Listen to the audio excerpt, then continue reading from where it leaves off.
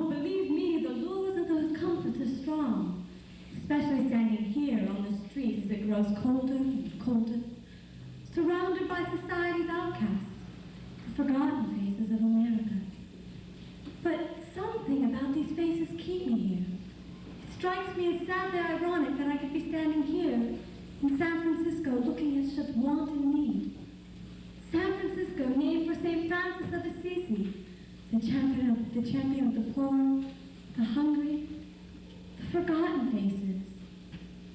I feel overwhelmed by the spirit of Francis.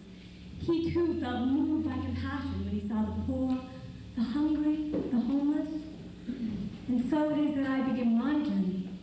A journey down a path not unlike that which Francis traveled so long ago.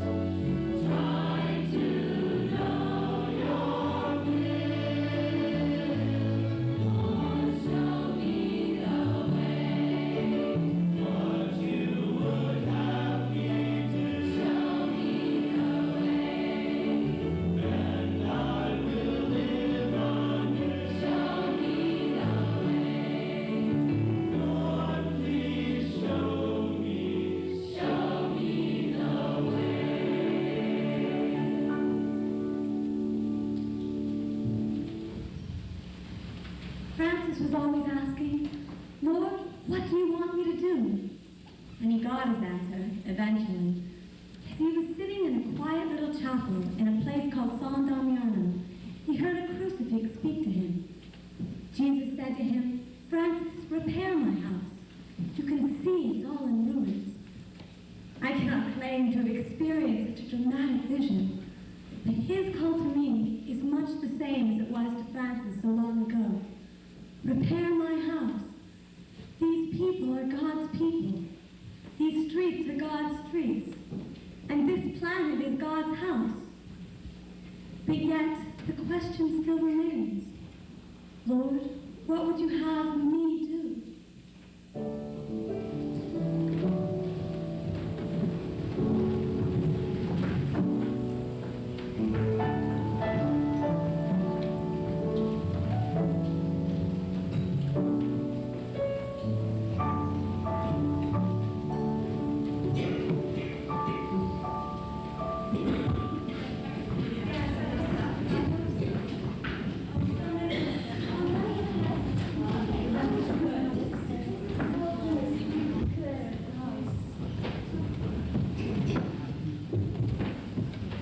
Here.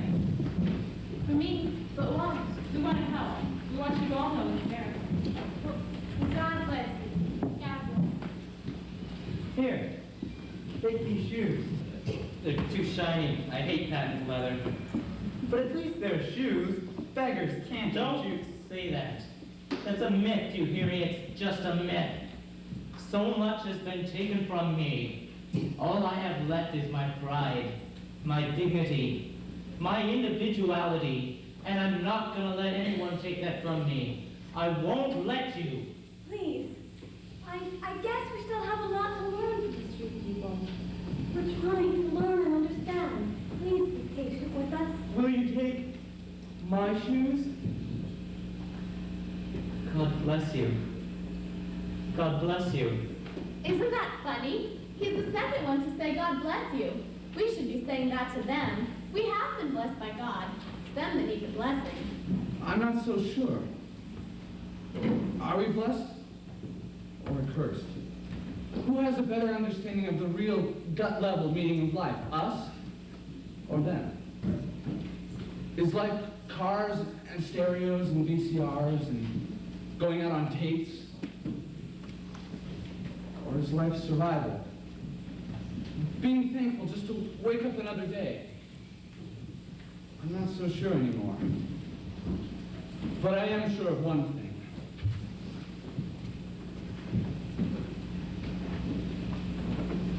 These people can teach us an awful lot about life.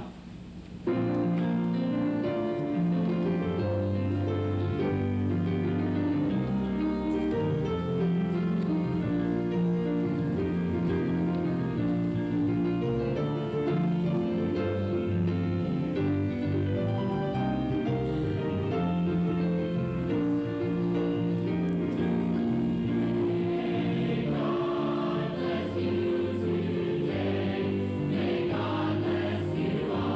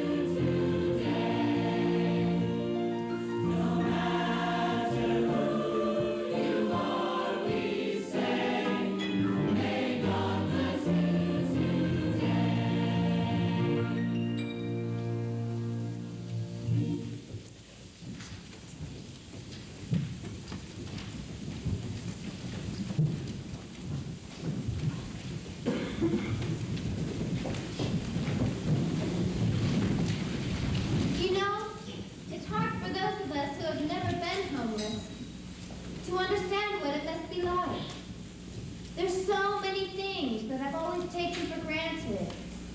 Even simple things like pillows and socks and carpeting and lights. I've never realized until now that not everyone has those things.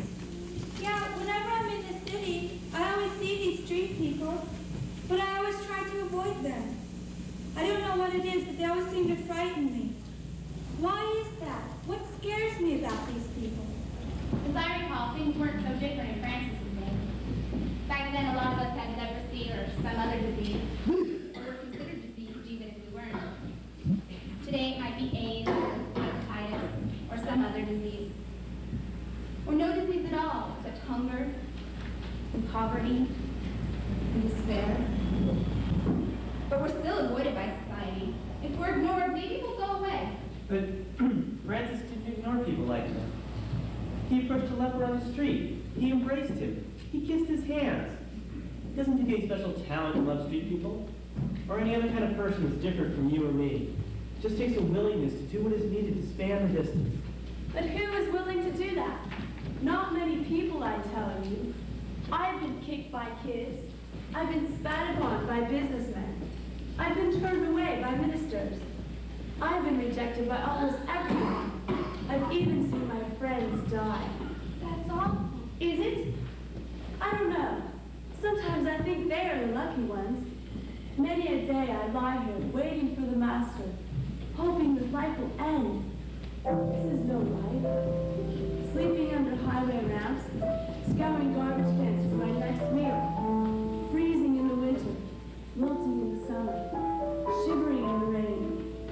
Alone on the streets is no place to live, no place to be.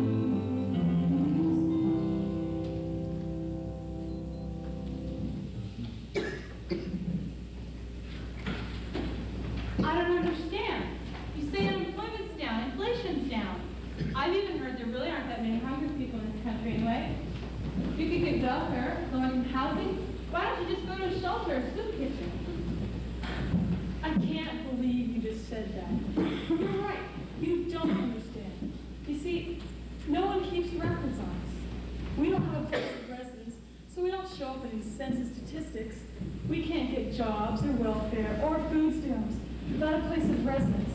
And we can't get a place of residence without jobs. And shelters, yeah, great, you can find one. You know that there are 91,000 homeless people in this country? In this country. If there were 1 million homeless people in this country, that would be one bed for every 10 homeless people. I've heard reports there are many as 3 million homeless people in this country.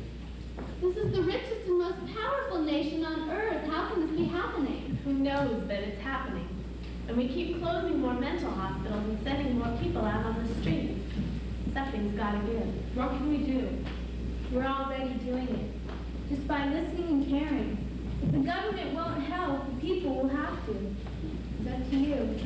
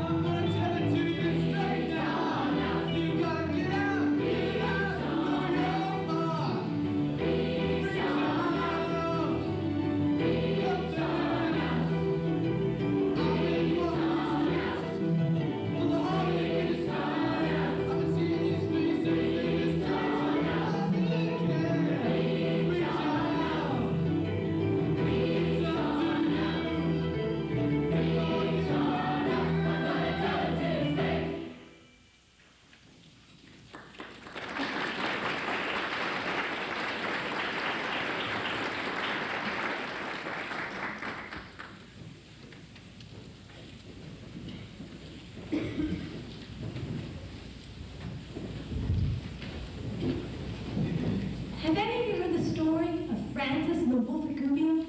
It's really a meaningful story. Isn't that the story where Francis tames the wolf that was terrorizing the town? Well, basically that's true. Although he didn't exactly tame him. He understood him and showed him love. Exactly. Can someone tell us that story? I will. Well, once there was this wolf who had been terrorizing the people of Gubbio, and they were terrified of him. But when Francis found out about it, he felt pity for the wolf. Instead of viewing the wolf as the stalker, Francis saw him as the stalked. Well, anyway, Francis went to the wolf's den, and when he got there, the wolf was angry and suspicious and was growling and baring his fangs. But when Francis made the sign of the cross and approached the wolf slowly and with kindness in his eyes, the wolf didn't know what to do. And Francis called the wolf Brother Wolf. He asked the wolf to help the city, to be its guardian and protector. And in return, the city offered the wolf respect and shelter. According to tradition, Francis reached out to the wolf, and the two of them sat together for a long time, the wolf with his paw in Francis's hand. There's so much we can learn from this. We must not fear the wolves which lurk in the dark dens of our minds. For if we fear something enough, chances are it will turn into what we fear the most. You know, for a lot of us, the wolf is like that. something to be feared and avoided. And then for us, people from the suburbs have had the same effect. For me, it's the government. You never know when they're going to strike and take something else away or haul us away. Somehow, we have to learn to approach our wolves with God's love in our heart, with our hands outstretched. It's true that sometimes we might get bitten, but that can't stop us. The wolf is our brother.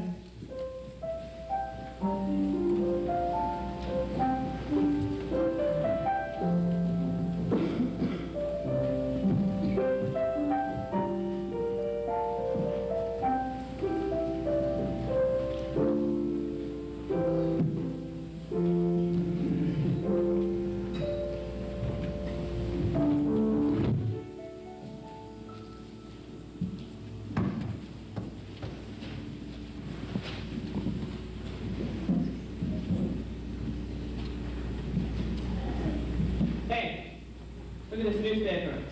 I haven't read a newspaper for months. It's a good thing. This newspaper is 6 months old. Oh yeah, July 2nd, 1986. Well, let's see what was happening on July 2nd. Oh, they're gearing up for the Statue of Liberty's birthday. Big deal. It was a big deal. The statue stands for a lot of lofty ideals. Yeah, and they've got 200 Elvis impersonators dancing in giant stadium to prove it. Do you know how many people could have been fed with the money spent on this extravaganza? Well, that's probably true. But the money wouldn't have been spent on us anyway. And at least it reminded the country of the principles which we have yet to prove of the country. I mean, the ideals that we stand for. Like what? Well, like life, liberty, the pursuit of happiness. Like huddled masses yearning to breathe free. What's that? It's part of a poem written by Emma Lazarus. Part of it's on the Statue of Liberty. When I hear that poem, I'm reminded of what our country really does stand for, or at least what it should stand for. Our beacon stands in the middle of New York Harbor for all the world to see, proclaiming our commitment to the human family.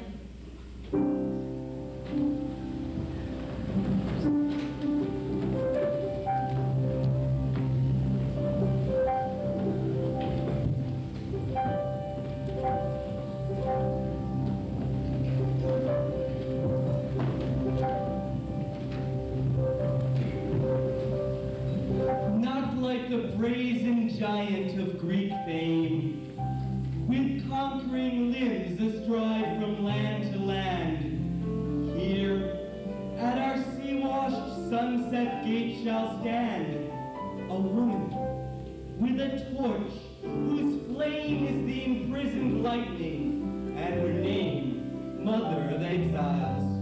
From her beacon hand glows worldwide welcome. Her mild eyes command the air-bridged harbor that twin cities frame. Keep ancient lands your storied pomp, cry she with silent lips. Give me your tired, your poor, your huddled masses yearning to breathe free. Your wretched refuse from your teeming shore.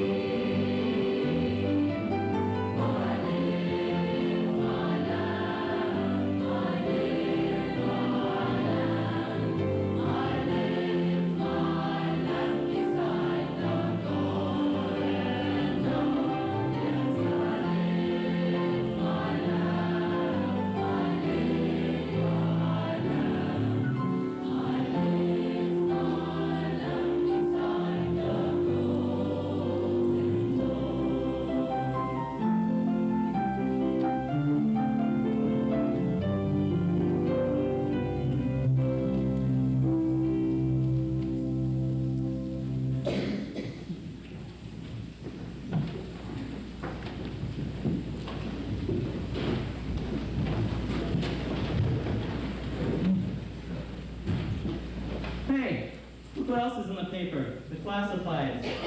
Ooh, check this one out. Condos for sale. The Knob Hill. 2 bedrooms, 2.5 baths. 775,000. You can take a check. Look at this one. Fabulous 360-degree view of San Francisco. 5 bedrooms, 6 baths, maid quarters. $1,475,000. Who wants to be mine, by the way? I read it in the classified marketplace today. They said it in the classified marketplace today. You can find your dream home or a second place up by the lake. Anyone can do it, $500,000 down is all it takes. You get it in the classified marketplace. 5 bedrooms, 4 baths, a pool, a wet bar would be really cool. A fixer-upper, just like you'll find this place was made for you. Spiral stairs into the den. What a place to bring your friends. A gym, a ballroom, maid's quarters, a big events around the borders. I read it in the classified marketplace today. They said it in the classified marketplace today. You can find your dream home or a second place up by the lake. Anyone can do it, $500,000 down is all it takes. You get it in the classified marketplace.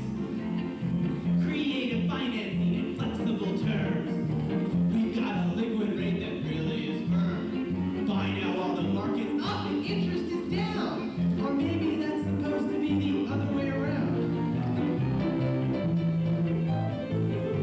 I read it in the classified marketplace today.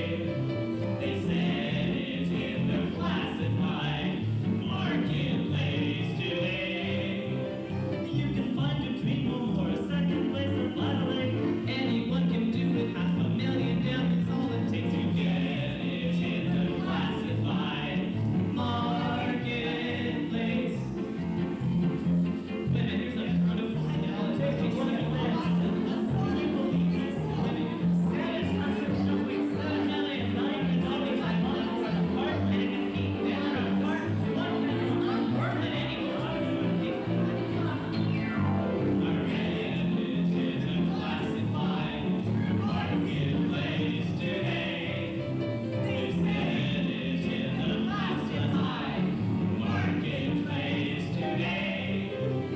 you can find your dream home or a second place up by the lake. Anyone can do it, $500,000 down is all it takes. You get it in the classified marketplace. We really need it. Marketplace, we know we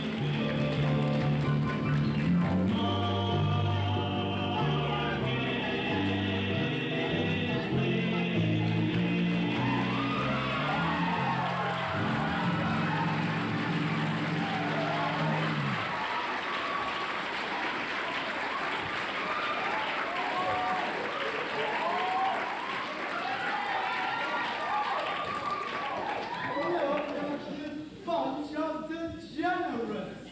They're drunk. They sit around all day asking for handouts so they can go buy more booze and go whoop it up some more.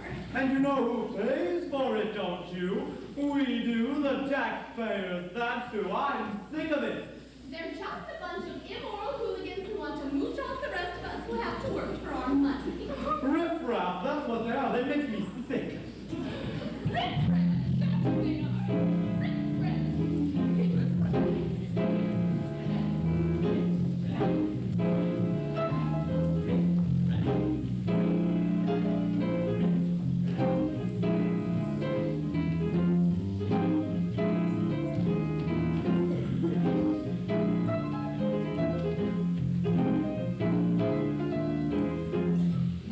Yeah.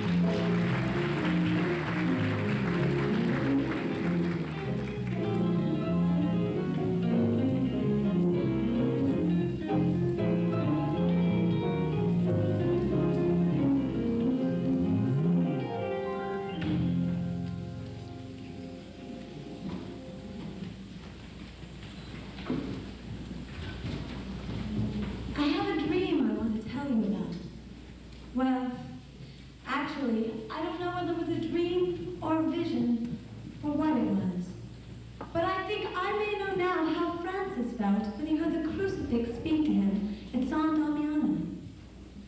In my vision, I saw a strange sight.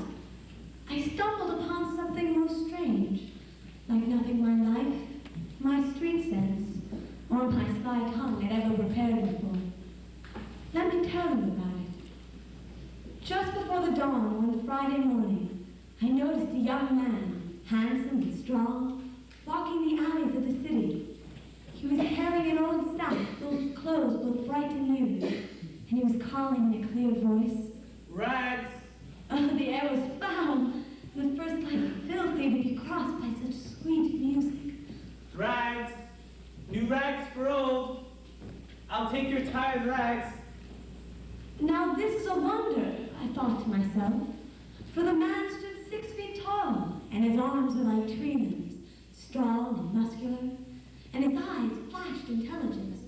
Could he find no better job than this? To be a ragman in the inner city? I followed him. My curiosity drove me.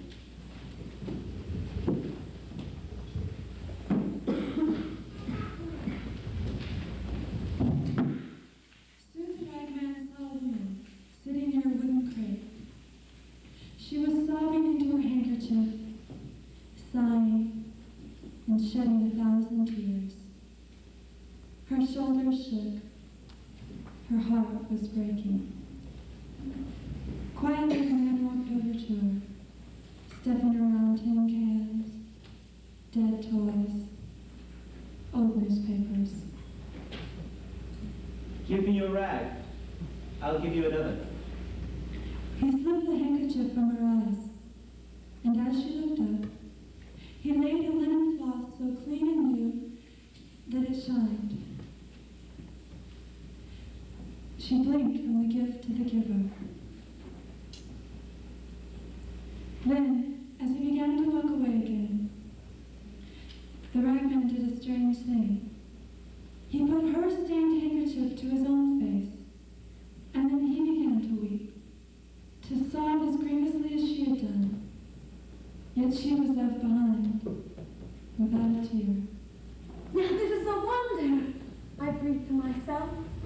And I followed the sobbing ragman like a child who could not turn away from the mystery. Rags! New rags for old. Rags! In a little while, when the sky showed gray behind the rooftops, and you could see shredded curtains hanging out black windows, the ragman came upon a child whose head was wrapped in a bandage, whose eyes were empty. Blood soaked the bandage. A single line of blood ran down her cheek. Now the tall ragman took pity on this child, and he drew a lovely yellow bonnet from his sack. Give me your rag. I'll give you mine. The child could only gaze at him while he loosened her bandage, removed it, and placed it on his own head. The bonnet he set on hers. And I gasped at what I saw, for with the bandage went the wound, and against his brow ran a darker, more substantial blood, his own. Rags! Rags! I'll take your tired rags. The sun hit the sky now, and my eyes. The ragman seemed more and more in a hurry.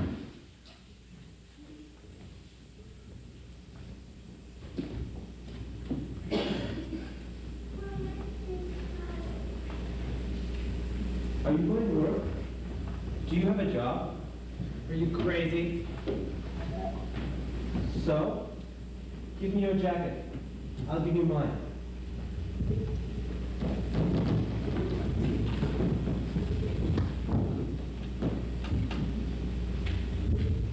Such quiet authority in his voice.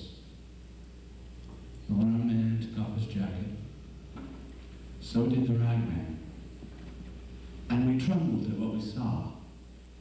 For the ragman's arm stayed in his jacket. And when the other man put it on, He had 2 strong arms, as thick as tree limbs.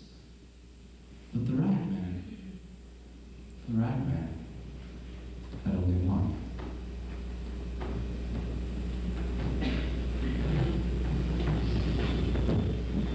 Go to work.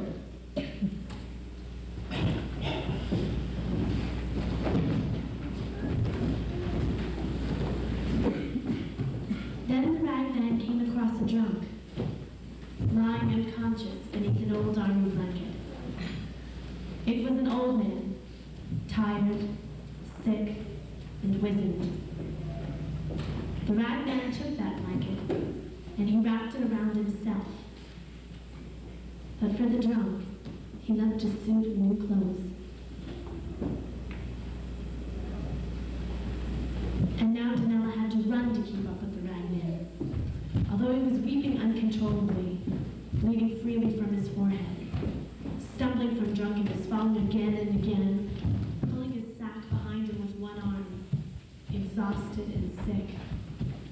He ran very fast. He skittered on spider's legs through the alleys of the city, this mile and then the next, until he reached its gates, and then he rushed beyond. Danella wept to see the change in this man. She hurt to see his sorrow. And yet she needed to know where he was going, perhaps to find out what drove him so. The little old ragman came to a landfill. He came to a dump. And Danella wanted to help him in what he did, but she hung back, hiding. He climbed a hill. With tormented labor, he cleared a little space on that hill. He sighed. He lay down. He pillowed his head on a jacket and a handkerchief. He covered his bones with the old army blanket. And he died. Oh, how I cried to witness that death. I slumped in a junk car and wailed and mourned like one who had no hope. For I had come to love the ragman. Every other face had faded in the wonder of that man. And I cherished him. But he died. I cried myself to sleep.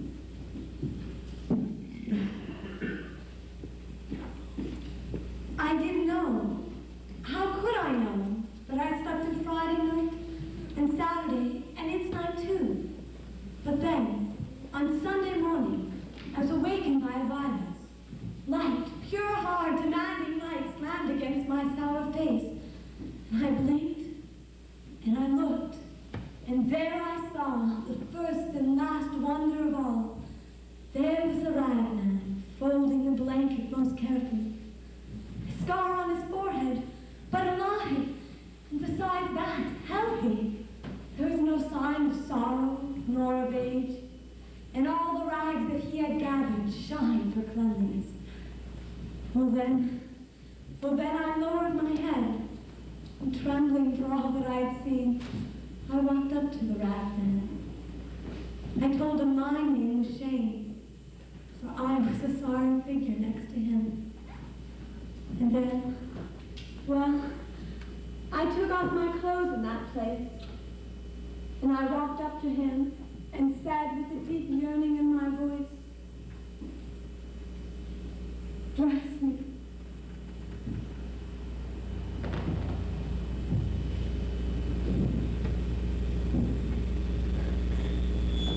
He dressed me, oh Lord. He put new rags on me, and I am in wonder beside him. The ragman, the Christ.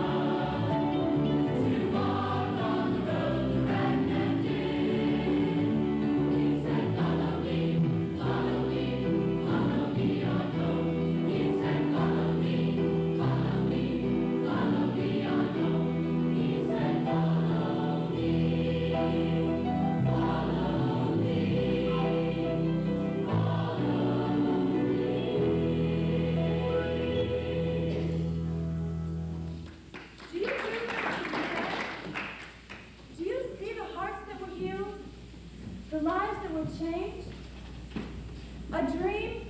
Yes. A vision? Maybe. But both are reality. For it is in dreaming that we see what is and what is to come. Dreams, visions, they are real if we believe. We can all be the ragman in the tree, reaching out to others, bearing the burdens of our brothers and sisters, and sometimes dying within to be risen as Christ to a new awareness. We must take this dream and make it real.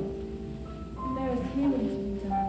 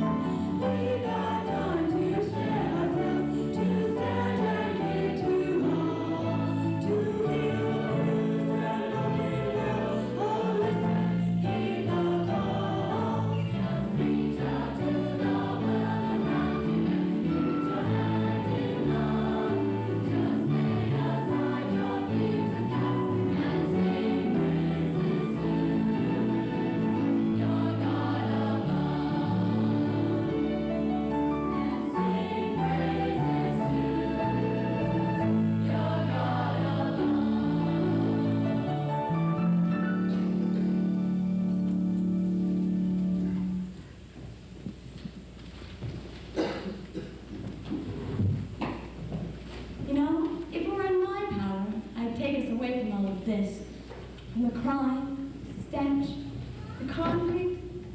Take us into the hills where we can breathe deeply the fresh air. And none of us would be wanted, because God takes care of all of his creation. I can almost see it. The sun shining down on our faces, the birds singing, all of us at one with our Creator. Close your eyes and you can be there. Close your eyes and the grimy world around us will disappear.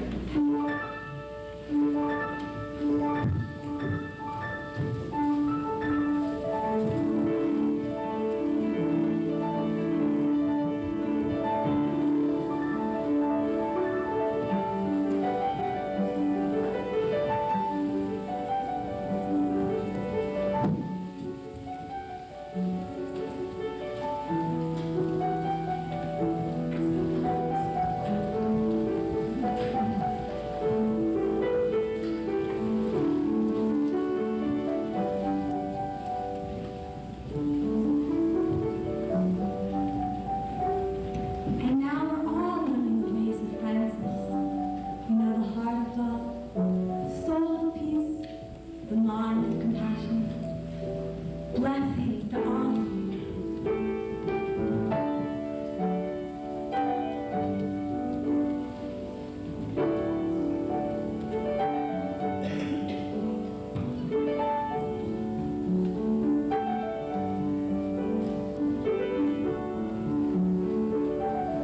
And now it is time to set our minds to God and to forget about our earthly problems. Listen to what Francis said.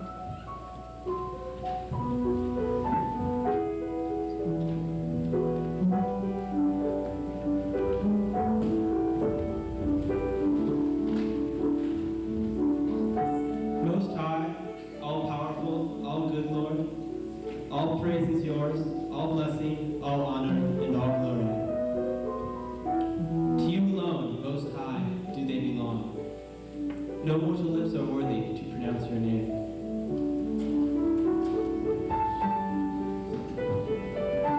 All praise be yours, my Lord, through all that you have made. And first, my Lord, Brother Sun, who brings the day and light you give to us within.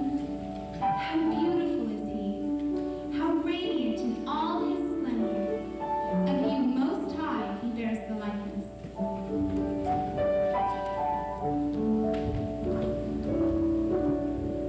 All praise be yours, my Lord, through sister moon and stars. In the heavens you have made them, bright and precious and fair. All praise be yours, my Lord, through brothers wind and air. And fair and stormy, all the weather's moods, by which you cherish all that you have made.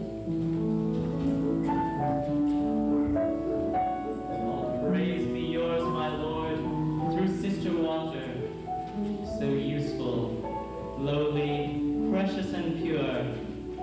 All praise be yours, my Lord, through Brother Fire, through whom you brighten the night. How beautiful is he, how happy, full of power and strength.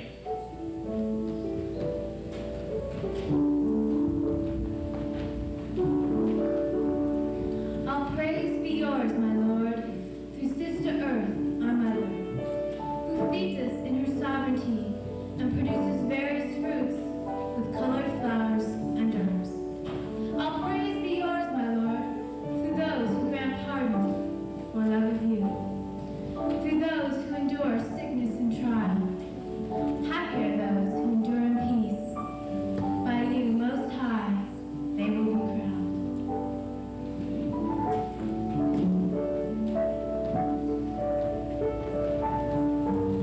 All praise be yours, my Lord, through Sister Death, from whose embrace no mortal can escape.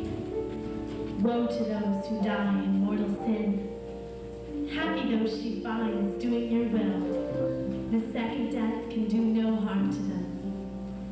Praise and bless my Lord, and give him thanks, and serve him with great humility.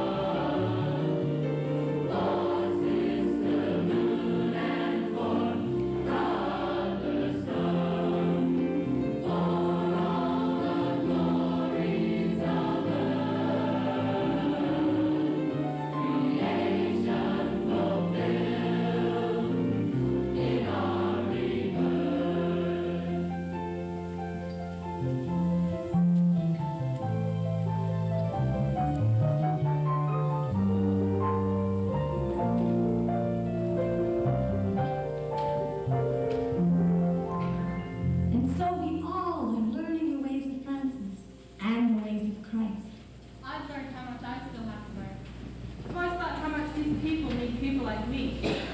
Now I'm realizing how much I need them. Mother Teresa once said, the poor don't need us half as much as we need them. Unless we have people to give to and to help, we can become very self-centered. The poor give us an opportunity to go beyond our own selfish instincts and desires. You know, faith is really a two-way street. Loving God leads us to other people, and loving other people leads us to God. The two are inseparable. We all have so much to teach each other. We must never stop teaching each other. Or giving to one another. Or loving each other, or learning from one another. It's in giving that we receive, and in pardoning that we are pardoned. And it's in dying that we're born to eternal life. Make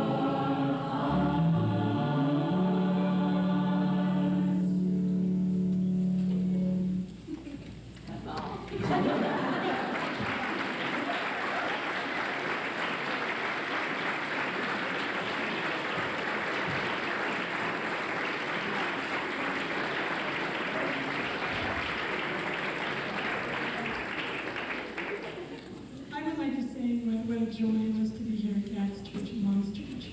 And it's kind of like a dream come true to be here, and Dad was called out to the hospital.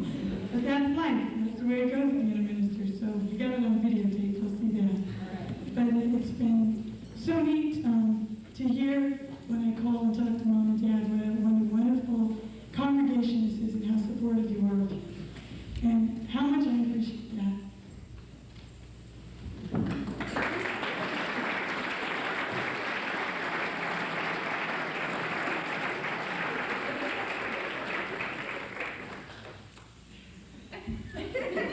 Orphan around. Somebody should say thank you.